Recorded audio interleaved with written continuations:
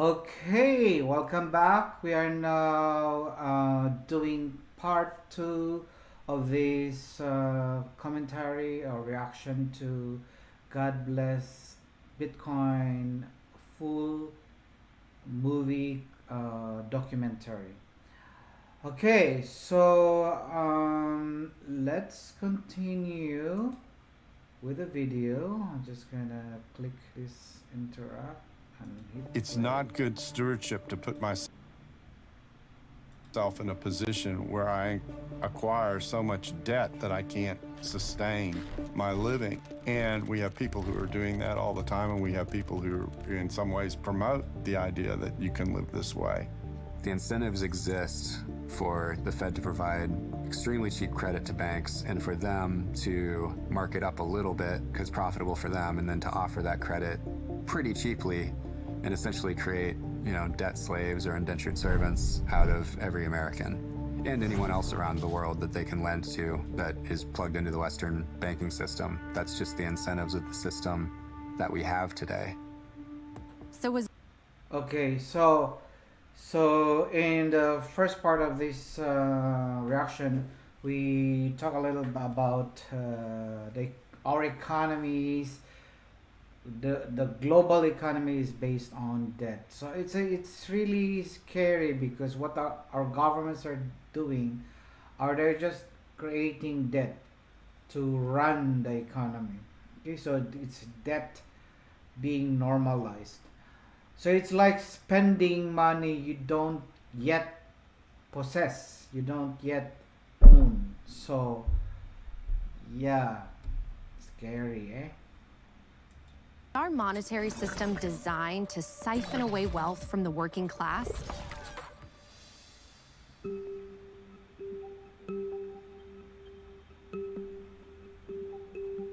If we go back to medieval times and perhaps a bit earlier, we can see how money emerged. What happened is that every local sovereign nation state or city-state tended to issue its own currency. And two things impacted the reliability, the durability, and the effectiveness of that currency. One was whether the issuer of the currency, whether it was a nobleman or a king, or whether it was a constituted government, whether they could, to use the phrase from Isaiah, to resist the temptation to dilute the currency. And it is a huge temptation. There's no question about it. I like to use a silver dollar as an example. So when this dollar was created, right, it was worth $1. As a matter of fact, for a while, you could take a U.S. silver dollar note and exchange it for $1, right? So this used to be $1. Today, I just checked, and it takes $38 paper dollars, Federal Reserve note dollars, to buy $1 of silver. That gives you an idea of the destruction of the purchasing power. And that's why we're seeing today in the post-lockdown world, all the central banks around the world printed tons and tons of money. And that just doesn't make any sense. And so people say, well, why are housing prices going crazy? And why are food prices going crazy? Well, it's inflation. It's actually not really inflation. Inflation is when there's excess demand for limited supply, so the price rises. This is currency devaluation. So weights and measures were the way in which you'd say if I got a pound of something. I like that explanation by Mark. So inflation is basically caused by supply and demand. But when you increase the supply of money or liquidity into the market, that causes currency devaluation. So you are decreasing the purchasing power of your currency. Okay? So, yeah, there are two things working hand in hand, and which is bad for everyone, really. I'll give you a pound of this, or the equivalent. And there's a real warning in the scriptures, Deuteronomy, Leviticus, especially in the Mosaic Law, and then later in the book of Isaiah, the book of Proverbs, that talk about things like, and they use a lot of metaphors, like diluting the wine with water. I mean, how is that for an image of inflationary policy where you inflate the amount of money in the economy because you have control of the printing presses? Unfortunately, as governments abandon all morality with respect to preserving the value of the currency for which they exercise control and responsibility, it's increasingly impossible to count on that kind of stability. And in that light, we think in terms of whether Bitcoin... Okay, so they were just talking about diluting your currency.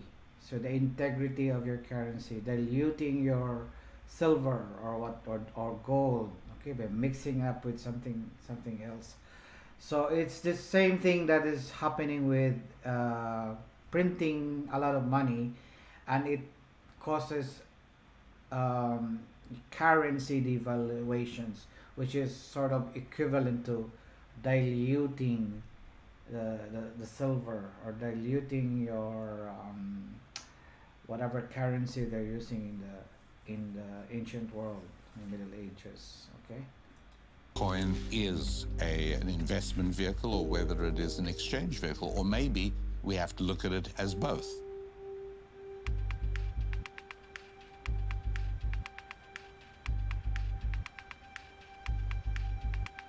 There's no actual mechanical difference at all between you and I putting together a dollar printing machine and spinning up some counterfeit $100 bills and trying to go out and take those into the world and trade them for goods and services. There's no difference in you and I doing that and what the Federal Reserve does by the trillion. It is one of the core contributors to the rich getting richer and the poor getting poorer. The particularly egregious thing about fiat currency is that it can cover up theft in the name of policymaking, whereas electronic currencies based on algorithms can't do that.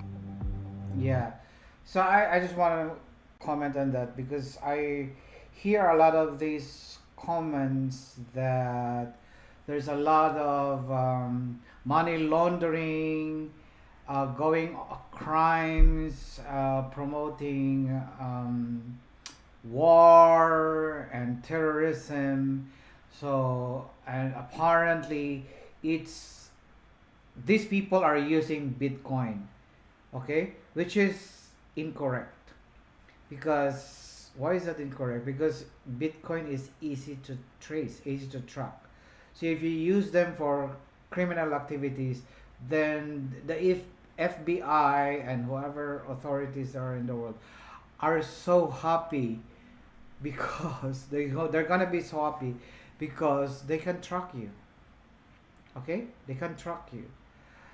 Most of the crimes committed, okay, laundering, all of this stuff are done by using fiat currency, are done by using cash.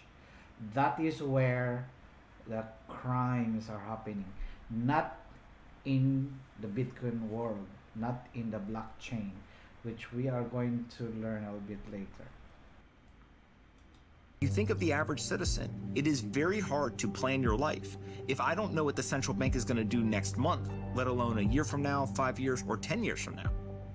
I use the example. Yeah, that is, it's very difficult to plan your life when the governments can change the value of your currency in a whim. They can just print trillions of dollars next week, and your currency devalues very quickly down to zero. So how can you plan for the future in that way if the government can arbitrarily print money, creating more supply? Okay, so let's continue. Of baby boomers, right? Baby boomers, when we were young, we thought $500,000 would be a perfectly good amount of money to retire on. And now, suddenly, it looks like $500,000 is nowhere near what you really should have to retire on. Well, the reason for that is the systematic destruction of the purchasing power of those dollars. So that makes all baby boomers and all citizens more dependent on government. And that's very good for government. So not only are people unable to retire, Okay. they can't even get their life started. Okay, I'll just talk about retirement a little bit. Okay, so it's very hard to retire because our governments are systematically destroying our own money's purchasing power. So it's very ironic because we have these pension funds, managed by government institutions. So you're kind of like, just picture this. I'm trying to save money for my retirement, and since I'm saving money in the fiat currency, even though I am accumulating this amount of money, it will account to zero later on, because 20 years, 30 years from now, that money also devalues. Okay, so there's no point, okay, in saving all your life saving it in fiat currency. It's also the same with insurance. That's why I don't like, especially life insurance, because I was thinking, I insured myself. It was in late 1990s. In Philippine peso, I was insured for 150,000 Philippine peso life insurance. Okay, this is what, 30 years later?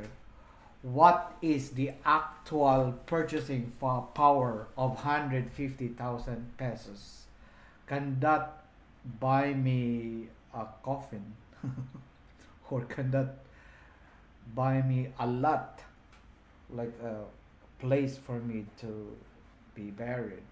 So that's not even enough. Okay, all right. So my point is, sometimes it's not wise to save in fiat currency, okay, because it devalues day by day. So there's no point in saving in fiat currency, because your enemy is inflation, your enemy is devaluation of that currency. And the opposite is Bitcoin is the opposite. We will find out why later on, but yeah, that's just my comment for now.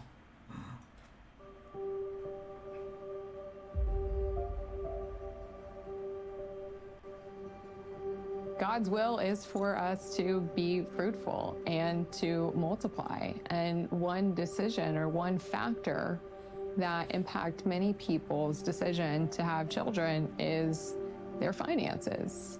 And the state of our economy has really devastated, particularly young people's savings. And I have a ton of friends who have decided not to have children or not to have more children because they feel like they can't afford it. So I do think inflation can impact some people's decision on if they want to have children or not. And I think that's a really sad thing. I have experienced this in my life. I have put off having a family. I've wondered if I'll ever be able to afford a home. More and more people in my generation are living at home with their parents and drowning in student loan debt. Millennials like me are losing hope that the future is one they'll be able to afford. For the first time, we have a generation that is worse off than the ones who came before. None of it feels fair because it isn't. The system is rigged against us. We live in a system where we are forced to use a certain currency. In our case, let's say the US dollar. We didn't choose to use the US dollar. We didn't have a vote about whether we were going to use the US dollar. We're forced to use the US dollar. And that US dollar is controlled by political organizations that make political decisions to benefit themselves at the cost of others. Decades of policies that were probably well-intentioned have led to the worst levels of income inequality and wealth concentration we've seen since the 1920s. And at this point, we have politicians who just throw blame and they come in and say, I'll fix it. But unfortunately, they can't fix it because in order to keep the system going, they have to keep printing money. And the more they keep printing money, the more the wealth concentration grows and the more unfair and unequal the system becomes. Yes. Okay, so clearly there's a problem, and it feels like there's no way out. But is there? If broken money is the cause, how can we fix it? More and more people say the solution. How can we fix it? So now comes Bitcoin. If broken money is the cause, how can we fix it? More and more people say the solution is Bitcoin. My perspective is that Bitcoin does fix everything. And Bitcoin is about community. It feels healthy. It feels like it's doing something good for society. It's something that's non-political. It is not tied to any one group or another. It's not tied to the Republicans. It's not tied to the Democrats. It's not tied to the Libertarians. It's open for everyone, and it's free for everyone. Anyone can be a part of the Bitcoin economy. It's like a good church. A good church says, anyone, come on in. Come be a part of our community. Be a part of our family. Bitcoin is that. So we can only trust systems that cannot be discriminatory. And Bitcoin is powerful in a way that is money that does not discriminate based on race, based on gender, ethnicity, or even geographic location. A person holding Bitcoin in Togo today will have the same value as a person holding the same quantity of Bitcoin in the United States. I'm not a techie. I'm really horrible with technology. But once I understood what blockchain was, blockchain's integrity. Okay, so let's just comment on that first because they talk about a lot of those beautiful concepts about Bitcoin. That Bitcoin is open, it's free for everyone. It doesn't discriminate whatever religion, ideology, financial status, if you're from first world or third world country, your race, your gender, your sexual orientation, even your geographic location. Okay, it's universal. Pang Miss Universe, no? In the Philippines, we love Miss Universe. So it's Pang Miss Universe. It break through borders and barriers, no? So I was just reading about who's the most powerful passports countries in the world. So apparently Singapore is number one in the list. So yeah, in a way that's still discriminatory in my point of view. Okay, so those are beautiful concepts. Okay, it's like achieving world peace basically. So when you look at the history of wars, I was teaching medieval history, Christian civilization in particular, in the early 2000s, and I noticed a trend in the history of the world. Okay, and the trend is that wars are basically caused by three main reasons. Basically, it's religion, number one, number two is ideology, and number three is money. Okay, so in a way, maybe Bitcoin can promote global peace. Let's see if this will be adopted in a global scale. Okay, but this is very beautiful words, and yeah, I hope this will become a reality sooner than later. Okay, and I also like the concept of it doesn't discriminate you based on your geographic location. So one Bitcoin is the same one Bitcoin wherever you are. If you're in Uganda or in the Philippines or in the US or in London, so it's the same value. Okay, it has the same purchasing power. So beautiful, beautiful concepts. Bitcoin is based upon integrity. That's why I call it people's money. The government cannot make it. Bitcoin is not this centralized control of the economy. Bitcoin is built by the people for the people.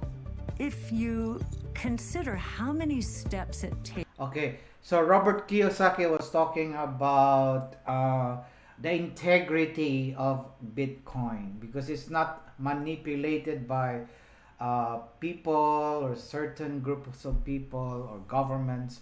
So no one controls it. It's the network that controls it. So it has integrity. The governments cannot make it, cannot print or mint on their own. So it has to be the network and it has to be the validators. And it is not centralized. It is decentralized. It is open source. Okay. It is not like Apple or Windows. It is Linux. So I think it happened to me in the early 2000s also that I hated Windows.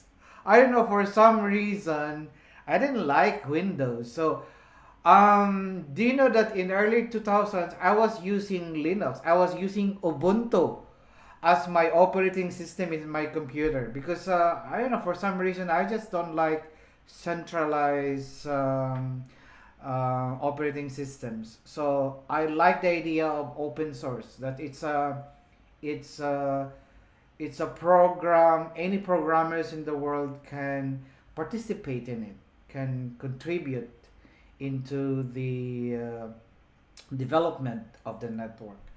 Okay, so and he also mentioned about it is by the people and for the people, which is it supports the democratic principles, especially in America. So democracy, the democratic principles that the US has been telling everyone in the world.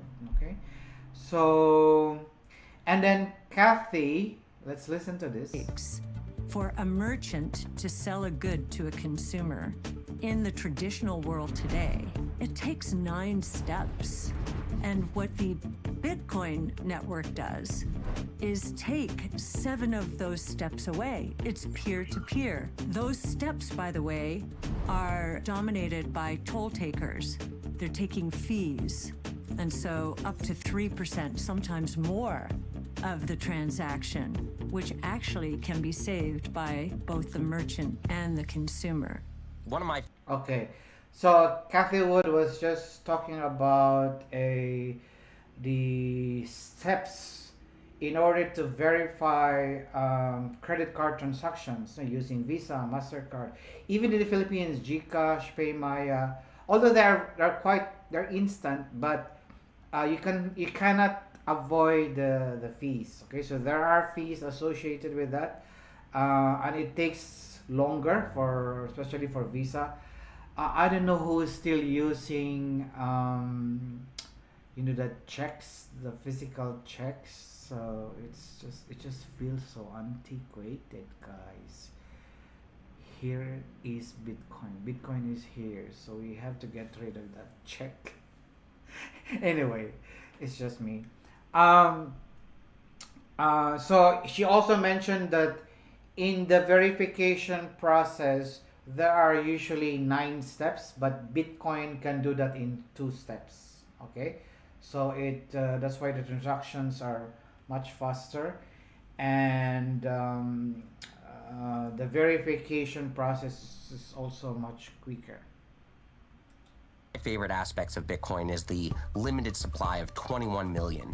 I think that having something that can't be changed makes it so powerful, and it makes people appreciate, just like their time is limited, their own personal wealth is limited. When they see that the Bitcoin amount is limited to 21 million, it really makes them understand the difference between Bitcoin and every other currency, all fiat currencies, which don't have this limit.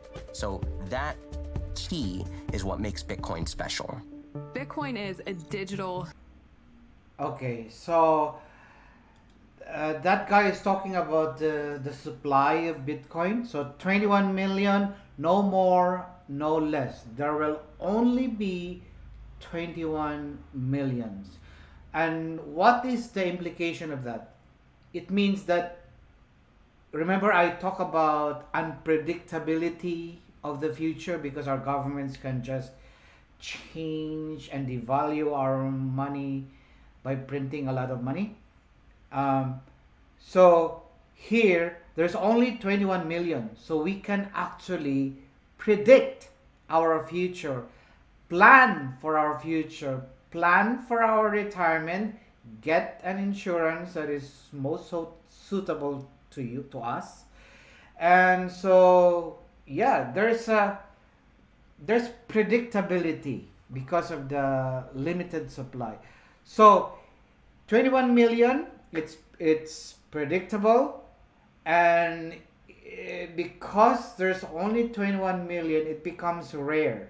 It becomes like hard to find, hard to produce kind of commodity.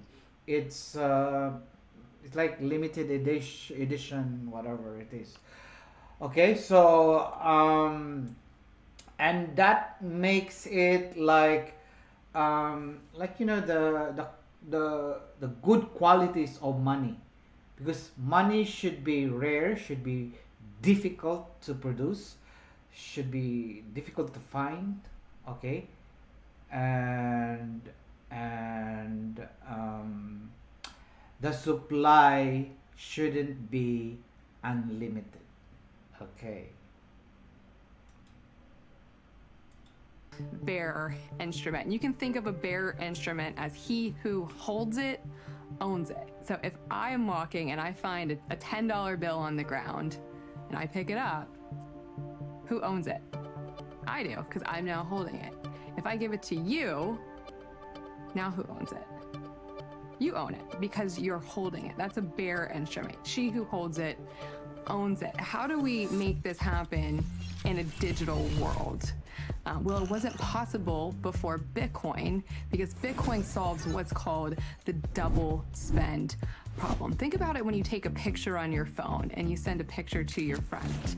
You still have that picture on your phone, and then on your friend's phone, they have a copy of that picture. If I want to send money to my friend peer-to-peer in a digital way, it's really important that when I send it, it leaves my device and it's only on their device. Otherwise, you have what's called a double spend, and that's where you can double spend the same piece of currency over and over again. That doesn't work for money. So Bitcoin solved that decades-old computer science dilemma called the double spend problem. And that allows for the peer-to-peer transfer of money in a digital form for the first time ever. What Bitcoin... Okay, so she's talking about the issue, the internet issue of double spending or copying. So in the internet, we can just copy pictures, videos. So it's so easy. When you send to somebody, it becomes a copy of that video or that pictures. Okay, so that's why it took some time for Bitcoin to be developed in the internet world, because of that double spending issue. So now Bitcoin solves that and allows us to do peer-to-peer transaction without the issue of double spending. So when I give you 1 Bitcoin, that's a lot of money, by the way. It's like what, 69,000 at the moment, dollars, US dollars. So if I give you 1 Bitcoin, that should leave from my wallet. So I should have 1 Bitcoin less. And when that arrives in your wallet, you should have 1 Bitcoin more in your wallet. And it should disappear from my wallet. So that is the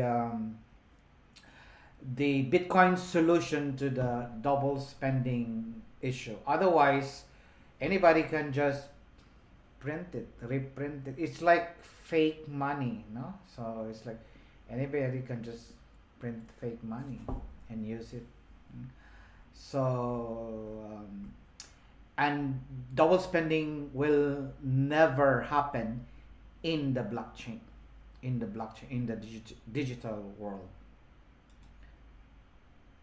Does is it gives you back that ability to be your own bank, to custody your own funds, to spend money, but the way we do with dollar bills now, but in a digital, virtual way. That's really powerful. So to recap, there are only 21 million Bitcoin, and the network gives you total control over your money. And now some of the most successful... I just want to comment on the custody, because when we keep our money in the bank, it's the bank who is safekeeping our money, who is taking care of our money, okay? So it's what we're doing at the moment. Most of us are banking, using the banking system. But in Bitcoin, you have that ability to self-custody, to take care, to safekeep your own Bitcoin. We will discover that as we move along in the documentary. But yeah, you have the capacity to self-custody your own Bitcoin using cold wallet. I'll explain that one later on. Successful entrepreneurs are into Bitcoin. If you look at what gold is, let's start there.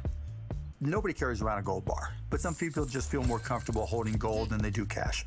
But the reality is nobody actually owns gold, right? They don't physically own it.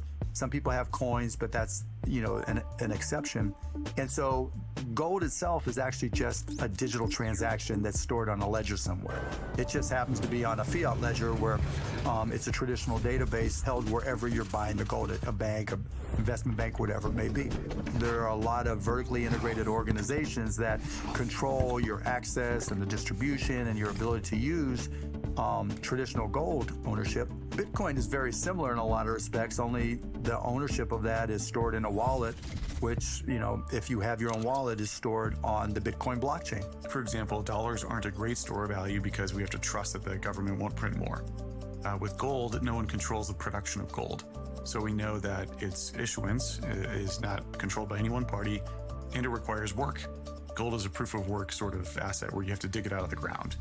And Bitcoin has some of these same characteristics. Bitcoin as a store of value is great because you can carry it in your own wallet. You can cold carry it, which is a huge advantage. You can be anywhere in the world and there's an ability to transfer it or use it. That's a huge advantage.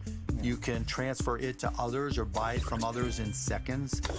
That's a huge advantage. And you can transfer it as a method of payment in a lot of respects, and that's a huge advantage. Those advantages are legit and offer people a good reason to use it. And, you know, if you're a speculator or you're using it purely as a store of value, it's easy to trade, store, buy, and sell. The reason Bitcoin is better than gold is that it's more transferable than gold. You know, if you try to move $1 billion worth of gold, you need like an army to move that, and it's very expensive. If you need to move $1 billion worth of Bitcoin, you could hit a couple keys, hit send, in 10 minutes, it's transferred at the speed of light to anywhere in the world. So it's more portable than gold. It's more divisible than gold. So you could divide Bitcoin by up to 8 decimal points. So the smallest unit is called a Satoshi. So it's more divisible. If you try to divide a bar of gold or a gold coin, you go pay for Starbucks, you can't do it. So more divisible, more portable, and it's more verifiable than gold. It's hard to verify gold. Bitcoin is easy to verify. You just type the key into a blockchain explorer, you could verify that you're Bitcoin. So to get this straight, Bitcoin is a digital asset that moves through the internet without a third party like a bank or credit card company approving the transaction. All right, let's go a little deeper. You've probably heard of the word blockchain. So Okay, so before we move on to blockchain, I'll just finish this part 2 with comparing Bitcoin to gold. There are, Bitcoin and gold, they somehow share some similar characteristics, like the concept of ownership. Okay, so Bitcoin has that. You can have ownership of your own Bitcoin through the wallet system. So, yeah, and then I also like the concept of mining. So it's hard to find gold. You have to dig it out of the ground, which involves a lot of energy and resources. So we also have that concept in Bitcoin, the Bitcoin mining, which involves proof of work, spending energy to solve computations. No? So that the computer has to use a lot of power and a lot of processing power to solve problems. Okay, in order to produce one Bitcoin. So I like that concept of mining in the physical world to dig out gold, and also mining in the digital world to produce Bitcoin. Okay, so they have similarities. Okay, but they are dissimilar in terms of supply, because Bitcoin has 21 million, no more, no less. But gold, you can still dig some gold anywhere else. I mean, you might find some gold somewhere. Okay, so it's not really unlimited. Sorry, it's not really limited, but it's unlimited, because you don't know, somebody might discover gold somewhere. Okay, and another thing is it's Bitcoin is more transferable. It's very hard, as they explain, it's very hard to transport a bar of gold. Try transferring or carrying a bar of gold in the airport. Carry it, hand carry or whatever. So you'll be stopped by security. So it's more transferable. It's more portable. It's more tradable. So we can do trading. So it. When I discovered Bitcoin, I never knew how to do stocks trading. But when I discovered Bitcoin, I started learning trading. So, spot trading, leverage trading. So it's easy to trade online, unlike gold. So will you trade gold physically? That's quite hard. Or maybe you just trade money pegged in gold. So I don't know, but that is very difficult to trade. But in Bitcoin, we can do trading online using all these trading platforms.